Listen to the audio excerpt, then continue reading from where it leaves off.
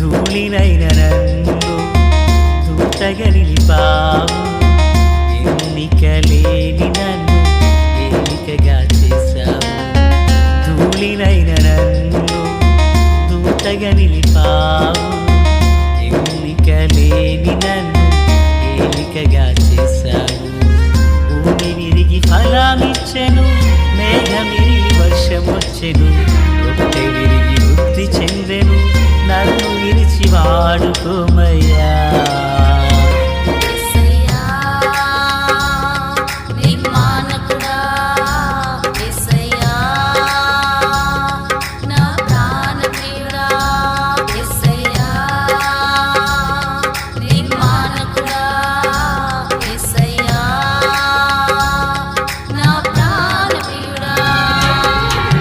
ధూళినైన నన్ను దూతగా నిలిపావు. ఎన్నికలేని నన్ను ఏలికగా చేశావు. ధూళినైన నన్ను దూతగా నిలిపావు. ఎన్నికలేని నన్ను ఏలికగా చేశావు. ప్రభు అయినటువంటి యేసుక్రీస్తు వారి పరిశుద్ధమైన నామంలో తండ్రి అయిన దేవాది దేవునికి నిత్యము స్తుతియు స్తోత్రములు, మహిమయు ఘనతయు ప్రభావములు యుగయుగములు ప్రభునకే చెల్లునుగాక. ఆత్మీయులారా, బాగున్నారు కదా? నేటి దినాన వాక్య ధ్యానము కొరకైన భాగము సంఖ్యాకాండము 9వ అధ్యాయం 15 మొదలుకొని 23 వరకున్న వాక్య భాగములను మనము ధ్యానం చేయబోచున్నాము.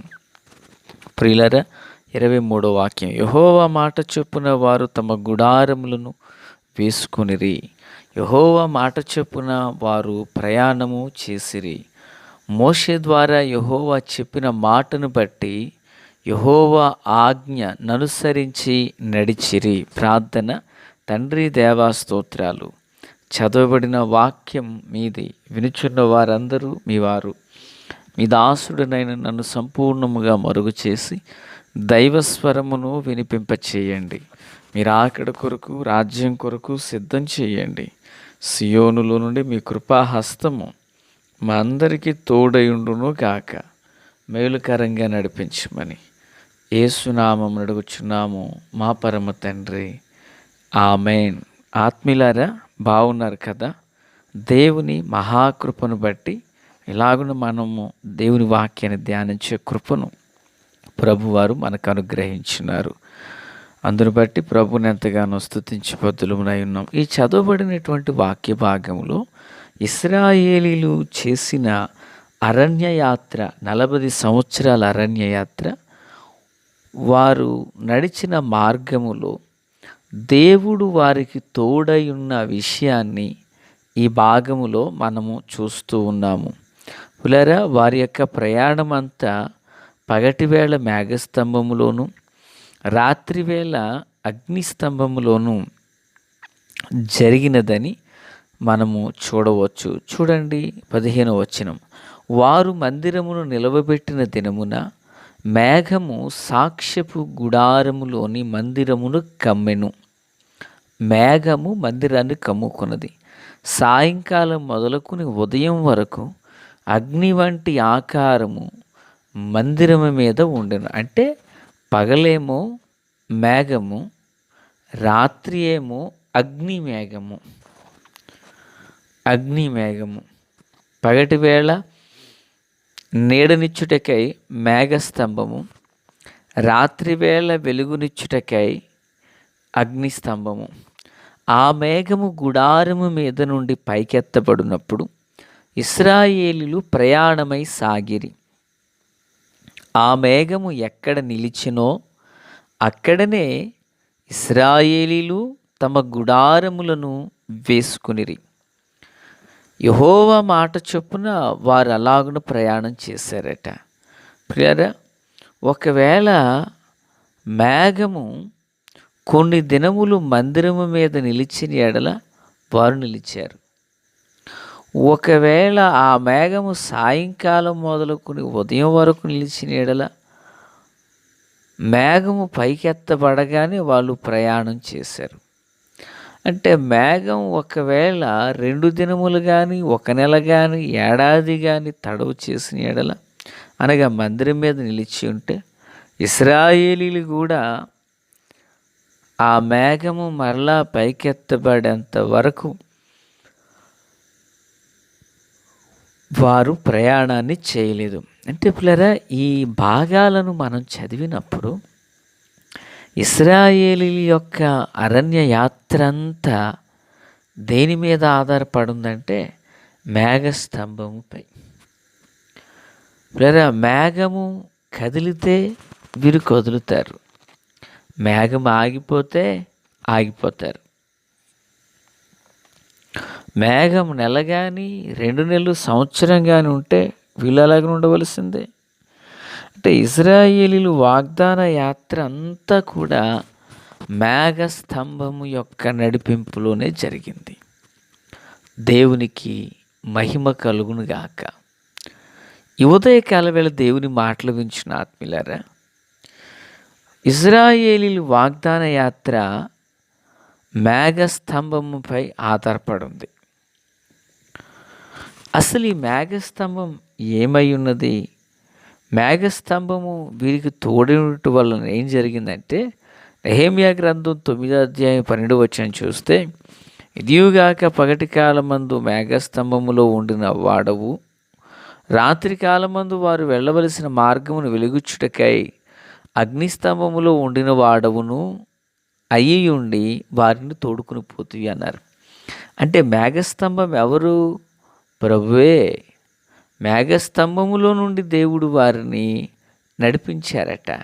ఇంకను 9:19 వచనం, వారు ఎడారిలో ఉండగా నీవు బహు విస్తారమైన కృప కలిగిన వాడవై వారిని విసర్జింపలేదు, మార్గము గుండా వారిని తోడుకుని పోవుటకు పగలు మేఘస్తంభమును, దారిలో వెలిగించుటకు రాత్రి అగ్నిస్తంభమును వారిపై నుండి వెళ్ళక నిలిచెను.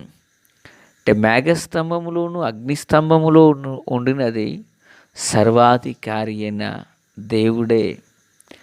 ఆయన మేఘములో నుండి ఎడారిలో వారికి బహు విస్తారమైన కృపను కలుగజేసి అరణ్యమందు వారిని విసర్జింపక ఆశీర్వాదకరమైన మార్గములో వారిని నడిపించారు. ప్రియులారా, ఇజ్రాయేల్ యొక్క చరిత్రను ఎరిగిన ప్రతి ఒక్కరికి సంగతి తెలుసు. ప్రభువు పగటి వేళ మేఘస్తంభములో, రాత్రివేళ అగ్నిస్తంభములో వారికి తోడై ఉండి నడిపించారని. కనుకనే వారికి నడిచిన కాలు వాపు రాలేదు, ధరించిన వస్త్రములు మాయలేదు, తొడిగిన చెప్పులు అరగలేదు. ప్రియులారా, మరి మన జీవితంలో మహిమ మేఘమయున్న ప్రభు యొక్క నడిపింపునకు మనలను మనం అప్పగించుకోగలిగితే, వింటున్నారా? మనలను మనము అప్పగించుకోగలిగితే ఆనాడు ఇశ్రాయేలీయులు నడిపించిన మహాదేవుడు ఈ దినాన మనలను నడిపించుటకును ఆయన సామర్థ్యము కలిగిన దేవుడునై ఉన్నారు. దేవునికి స్తోత్రం. ప్రియులారా, మేఘస్తంభపు నీడన వారు దాచిపడ్డారు. దైవజనుడైన పేతురు గారు మాట్లాడచ్చు, చిన్నపిల్లలారా, మీరందరూ ఎదుటివాని ఎడల దీన మనస్సు అను వస్త్రాన్ని ధరించుకొని ఉండండి. ఆయన చేతి కింద బలిష్టమైన చేతి క్రింద మీరు దాచబడండి. తగిన సమయాన దేవుడు మిమ్మలను లేవనెత్తుతారని ప్రభు చెప్పలేదు మనకు? ఎప్పుడైతే మనం దేవుని చేతి క్రింద మేఘములో దాచబడినట్లుగా దాచబడతామో, ఒకరోజు ఆ మేఘము క్రింద ఉన్న ఇజ్రాయిల్ వాగ్దాన దేశాన్ని చేర్చిన దేవుడు ఆయన చేతి నీడలో మనల్ని నిత్య రాజ్యానికి నడిపిస్తారు. ఆమెన్. Praise the lord.